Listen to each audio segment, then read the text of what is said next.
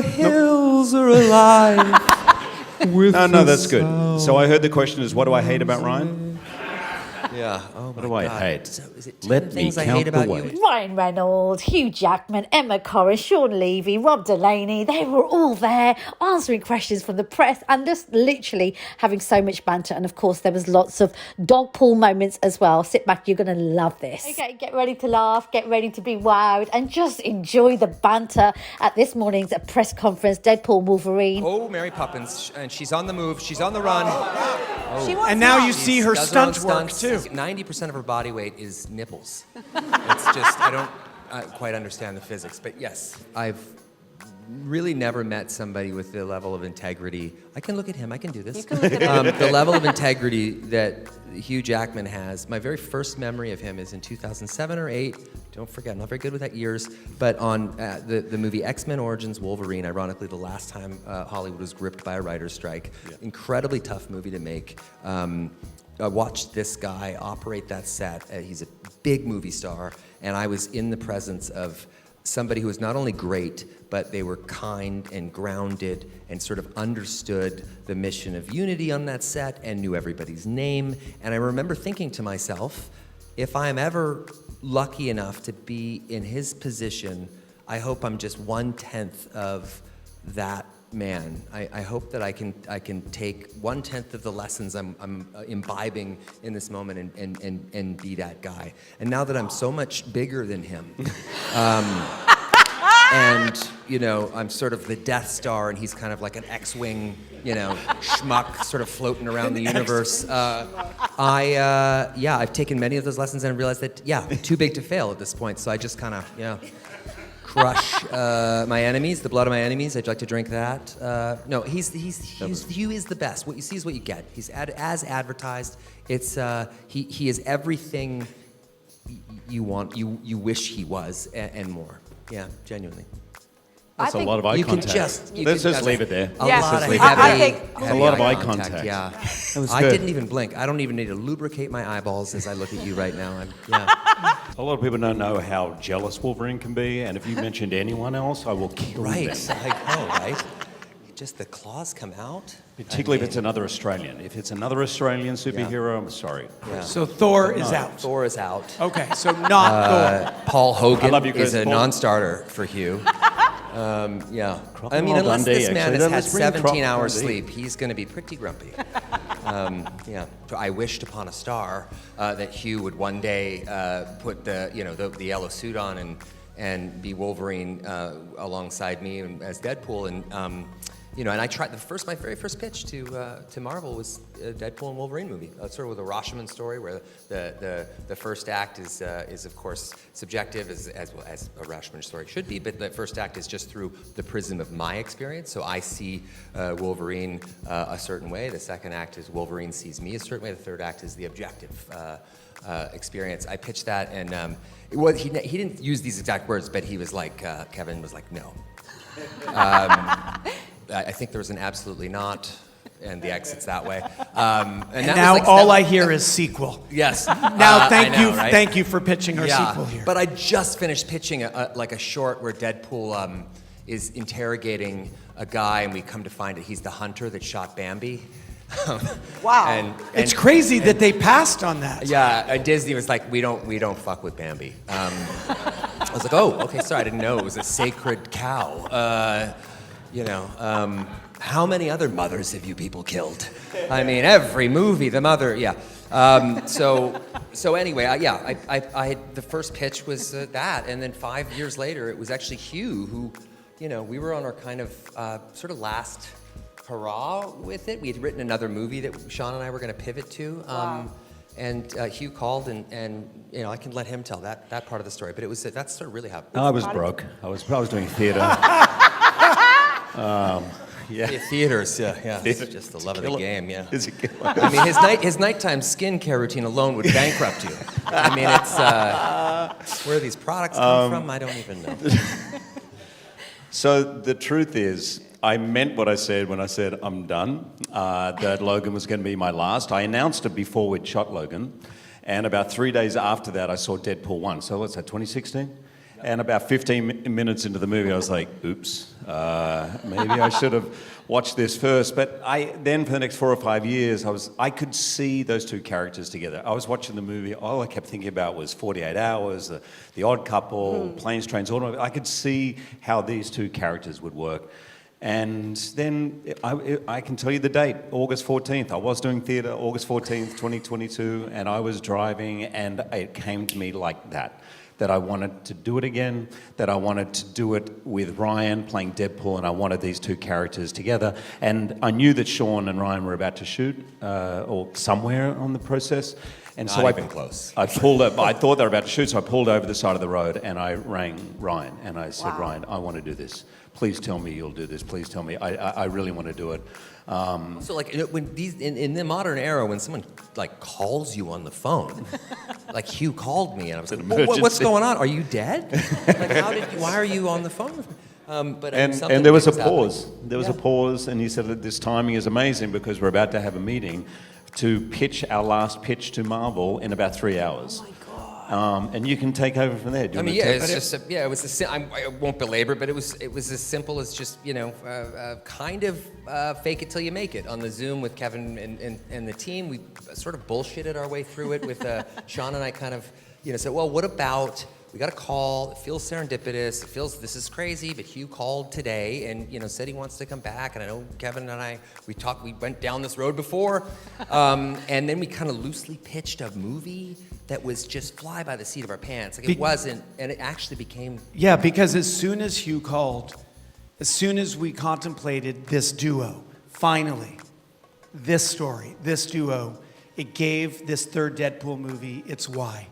It gave us the heart of this story, and it's given us the heart of the movie. And the how also came together quite quickly after that, because Logan is very sacred. I mean, we all revere that film and Hugh's performance. So finding the how was really interesting. But once we locked into that, in large part to Hugh and his sort of thought process around the role and the character, it was just so much fun. And writing this kind of movie, you don't really write the comedy as much. You kind of come back to that. You have to write a movie that just works emotionally, has that strong emotional arc. Then you go back, and then it's just the fun part. I'd worked with Hugh on Real Steel, and Ryan and I had made Free Guy and Adam Project. But when these guys, and I know we all felt this, when they step onto set in the yellow, in the red, and my buddies become something else. They become iconic. And there were many moments for our crew, but even for me, and I didn't admit it as often as I felt it because I had to retain some perch of authority. But when it's, oh fuck, that's the Wolverine. Fucking Deadpool. Like, you fan out. Keep it calm. Outside, calm, authoritative. Inside, flipping out because you see these actors and these buddies elevate to something larger than life. I think she's totally the hero of her own storyline. I think she doesn't really think of herself as one. I think she's just doing exactly what she wants when she wants, in a nice way that sort of, she could wake up and be like, today I want to be nice. But then, oh no, I don't feel like it anymore. And yeah, I want to be Cassandra Nova. Yeah. I don't mean to sound esoteric about it or a little too sappy or emotional, but like we really feel like the three of us kind of, loved each other into this moment when the way this movie turned out, because it's rare that you have an experience that is kind of peerless, and then that experience somehow is even better on the screen, and the movies just feel so complete. And and also different, like a different type of movie for the MCU, which we're all immensely proud of. Tone is the job, and as Ryan said, we come to this with the same reverence and love of these characters as all of us have. So that was the North Star. What feels honest for Wade? What feels honest for Logan? But really, the unlocking of this movie is the magic thing that happens when you combine not only these two characters, but these two actors.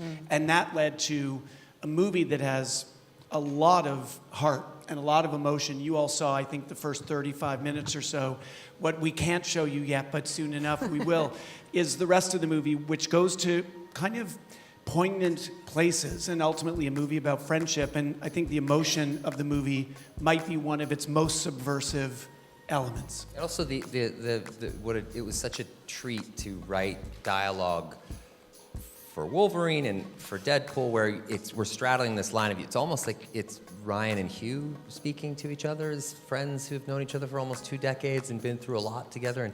And he and I are very outwardly jokey, but in real life most of our conversations are intense and emotional and about life and all kinds of stuff. So it really, It's true. While we were grooming together this morning. yes, while we were getting As friends do. while we were getting our lips done. Why did we not do a press conference there?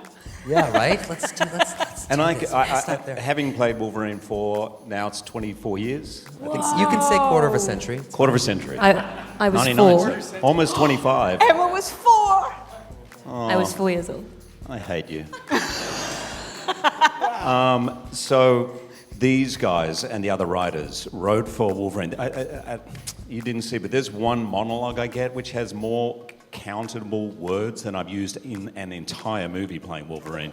And there are parts of the character that I'd pitched in different versions and tried to get across, and I can't tell you what it is, but it was something that I've been scratching at, and these guys hit it. And it was so thrilling. I don't know, something about maybe being at my age at this time of my life and with friends and playing the character and having such joy, and I feel so invigorated playing him again. And I think fans are going to see a whole different side, which I'm really, really excited about. But these guys wrote so generously and with incredible detail and love for the character, as they do for all the characters. What's unique about Peter is that, yeah, he's in the world, but he's also legitimately a capital F fan of the guys.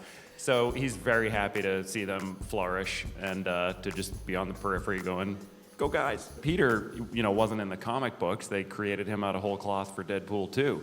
And so to be there at the genesis of Peter and then have people like him enough to bring him back was so thrilling. So just an honor. We liked him. Peter died with all of X-Force in Deadpool 2. We brought him back from the dead in the coda. No, I remember. Because it was so much fun working with Rob and the humanity he brings. And Rob, if you know him, he's a subversive and a deeply troubling individual, and yet he presents with this sort of Ned Flanders sweetness, a guy whose only superpower is type 1 and type 2 diabetes. Just one of my favorite all-time. And I'd say Peter in Blind Owl.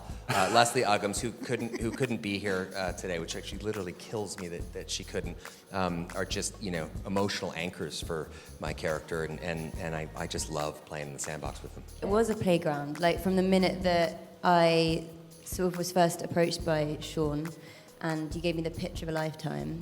And do you remember when you guys were saying the story about? I was also doing theatre when I got the call, so didn't hesitate. Also, I don't know if you remember, Sean, I just got a chemical peel. Yes.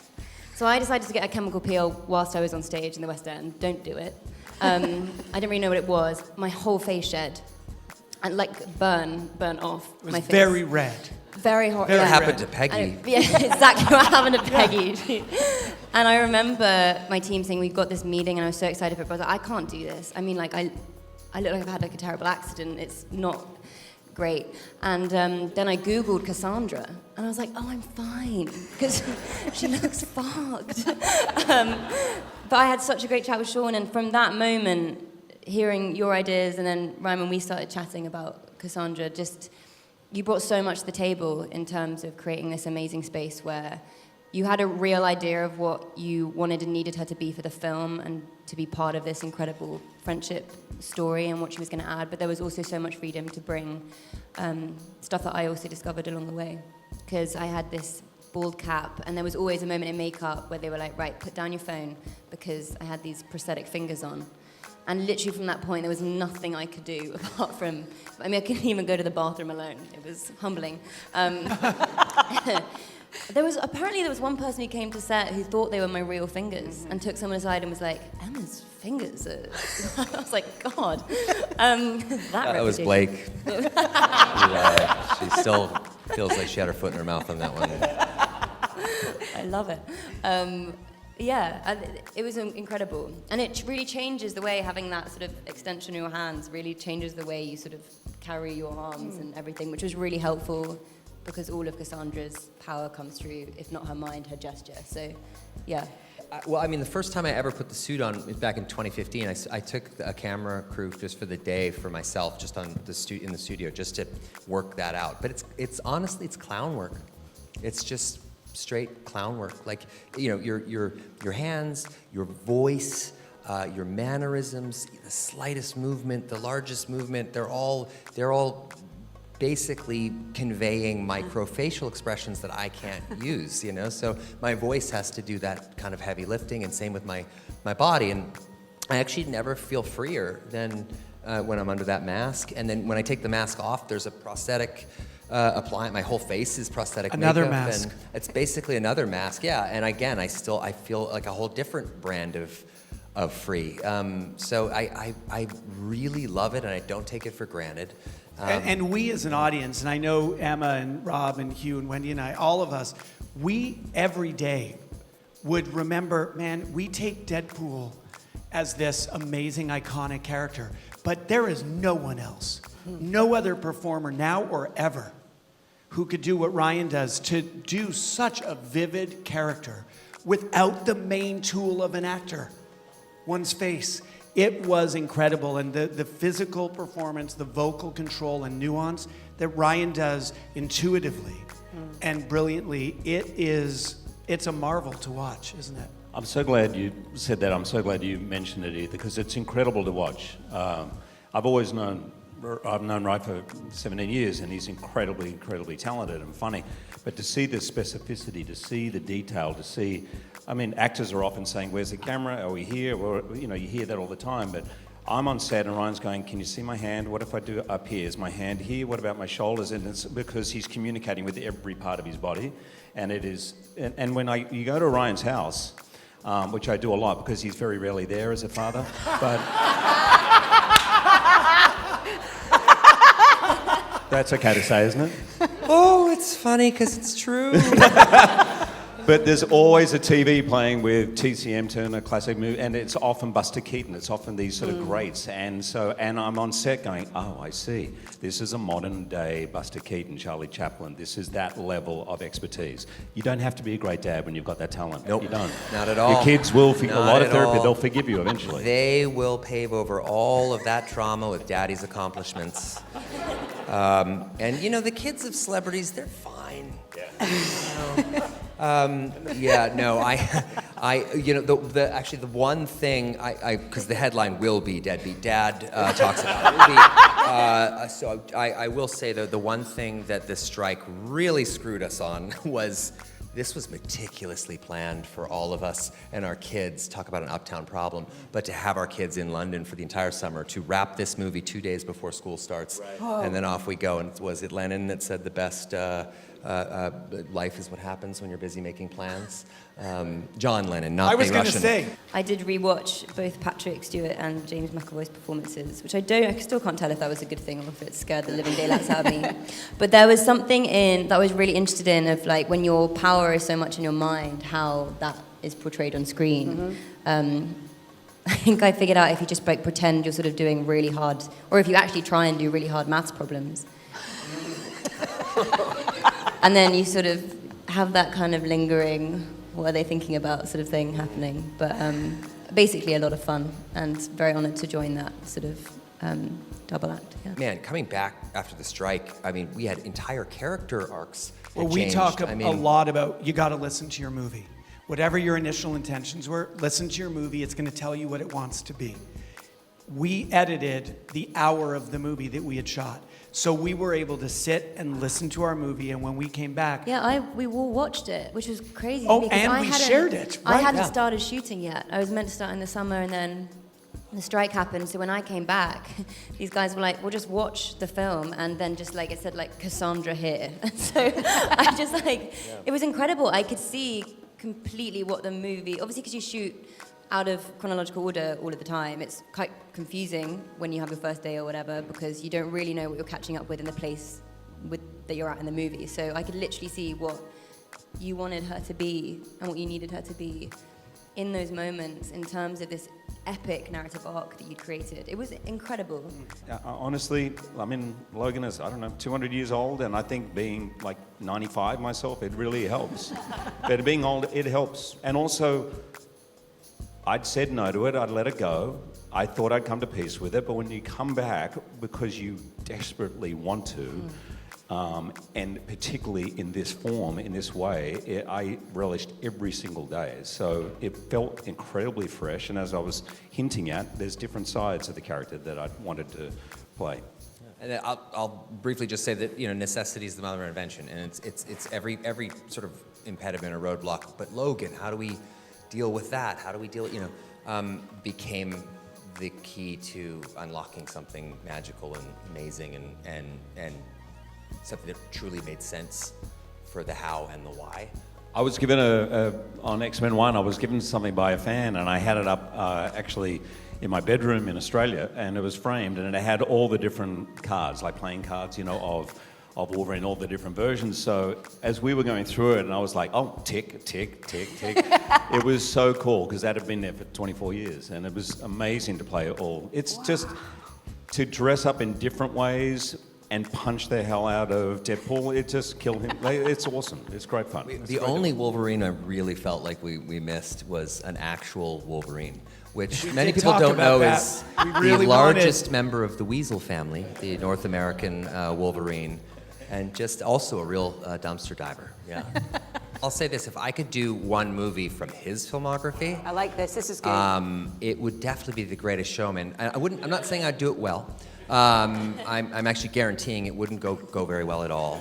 But my kids are obsessed with it. I walked into my house one day and I heard my kids watch Greatest Showman all the time. As I came around the corner, they're all singing along, and is one of the most beautiful moments I've ever had with this guy right here. Is this guy standing in front of the television while the movie's playing, acting out all of the movie with my kids. And I'm like, you little bastards have no idea how good you have it right now. Like, you won't appreciate this for 20 years. And it was a magical moment. So that's the one I would probably rank. My filmography is just literally untouchable. When you get something to a certain level in a bar, you just, anything after that's gonna go straight down, straight to hell. Hell in a handbasket.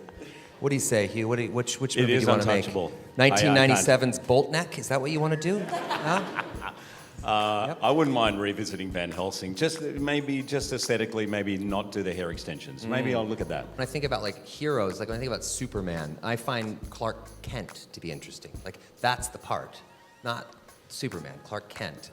So when you're thinking about heroes, we love to see how fallible they are. That's the thing that is interesting. And I think with anti-heroes, we want to see their humanity. And their humanity is the thing that draws them from rest to effort and takes them in a direction that I think is inspiring. I think you'll relate to anti-heroes in many ways because we all feel a little bit like that. We're all kind of in touch with we don't acknowledge our dark side as much, but anti-heroes seem to kind of live authentically in that skin, and there's something quite enviable about it. I would love to be Deadpool. I mean, I would love to have that kind of freedom that he has. I heard a rumor that King Charles was in the film. That's true. No shit. Yeah. Wow. Yeah. And we had a moment where we thought, could we make that happen? Should we make that happen? I don't know how does that We had a whole out? conversation based on that very strange rumor. And we'll neither confirm nor deny whether we acted on it. Confirmation right there. Nice job. I'm trying to play a cagey. Yes, right? I No, like not that. cagey. Wow. That was a big one. I'd heard there was a full song and dance number for Wolverine. I heard that one. I heard that too. Naked. In an earlier draft, though, I added there the naked was. bit, but there was the rumor about the song and dance. Hearts So broken. there actually, in an earlier pitch of the film, there was a dance number set to Elton John's. I guess that's why they call it the blues. Oh, really? Yeah, which exists somewhere in a file on my laptop now. Wow. But Guess that's one why day. they call Yeah. it the fucking blues. rage. Yeah, totally. Just as Elton would have wanted it. I adore the relationship that Ryan and Hugh have. They are just like bros for life. So much banter. The film is out on the 25th of July in UK cinemas. What are you lot thinking? Are you gassed? Are you excited? Leave a comment, let me know. And please don't forget to subscribe. Turn your notifications on so you don't miss anything. Ravishing. Oh yeah. Rambunctious. What does that mean? It's a nice one. Sounds great. It just sounds nice. Yeah. It does, yeah. Delicious. Couldn't tell you what it meant. Delicious. Orgasmic. Orgasmic. Orgasmic? Hugh. My God. Audacious. That's what I was thinking about. Audacious is the one, I Audacious think. is good. I think I we'll think land on that. audacious. I do I like love that. that.